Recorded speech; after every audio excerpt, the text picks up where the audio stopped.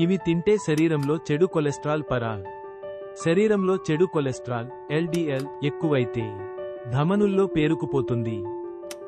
అదే జరిగితే గుండె జబ్బుల ప్రమాదం పెరుగుతుంది. చెడు కొలెస్ట్రాల్ను నియంత్రించాలంటే సరైన ఆహార నియమాలు పాటించాల్సి ఉంటుంది. ముఖ్యంగా మనం తినే కొన్ని పదార్థాలు శరీరంలో చెడు కొలెస్ట్రాల్ను తగ్గిస్తాయి. పచ్చి వెల్లుల్లి, దీనిని రోజూ తినడం ద్వారా చెడు కొలెస్ట్రాల్ తగ్గుతుంది. వెల్లుల్లిలోని అల్లిసిన్ శరీరంలోని చెడు కొలెస్ట్రాల్ను తగ్గిస్తుంది. గుండెకు రక్త సరఫరా సాఫీగా జరిగేలా చూస్తుంది. ఓట్స్, బార్లీ, పప్పు ధాన్యాలు, వీటిలో కరిగే ఫైబర్ ఉంటుంది. ఇవి శరీరంలోని చెడు కొలెస్ట్రాల్ను తగ్గిస్తాయి.